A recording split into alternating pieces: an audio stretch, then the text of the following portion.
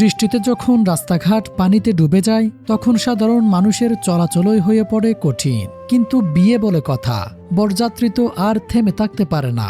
ভিডিওতে দেখা যাচ্ছে বৃষ্টি ভেজা দিনে বিয়ে করতে বের হয়েছেন বরযাত্রী, কিন্তু মাঝপথে গিয়ে দেখা যায় পুরো রাস্তা পানিতে তলিয়ে আছে। গাড়ি কিংবা স্বাভাবিকভাবে হেঁটে যাওয়ার মতো কোনো উপায় নেই। তখন ওই বন্ধুরা বের করলেন অভিনব সমাধান। বরকে গাছের সঙ্গে ঝুলিয়ে নেওয়ার মতো করে কাঁধে তুলে নিলেন কয়েকজন, আর দুই পাশ থেকে বন্ধুরা কাঁধে করে বরকে নিয়ে এগিয়ে যেতে থাকলেন বিয়ের আসরের দিকে। পথে পানি যতই থাকুক, বিয়ের আনন্দে যেন কোনো কমতি নেই। অবশেষে সেই পানিবন্ধী পথ পাড়ি দিয়ে বিয়ের অনুষ্ঠানে পৌঁছে গেলেন বর। এরপর যথারীতি খাওয়া দাওয়া শেষ হলো। এবার পালা নববধূকে নিয়ে শ্বশুরবাড়িতে ফেরার। কিন্তু ফেরার পথেও একই অবস্থা, রাস্তা তখনও পানিতে ডুবে আছে।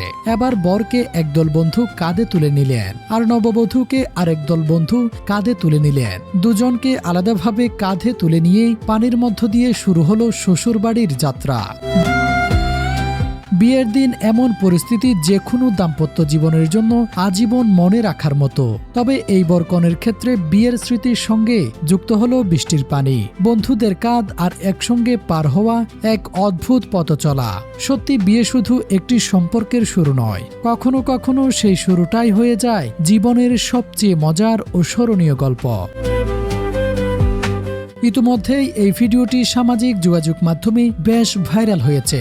দর্শক, ভিডিওটি দেখে আপনার কি মন্তব্য অবশ্যই কমেন্ট করে জানাতে পারেন।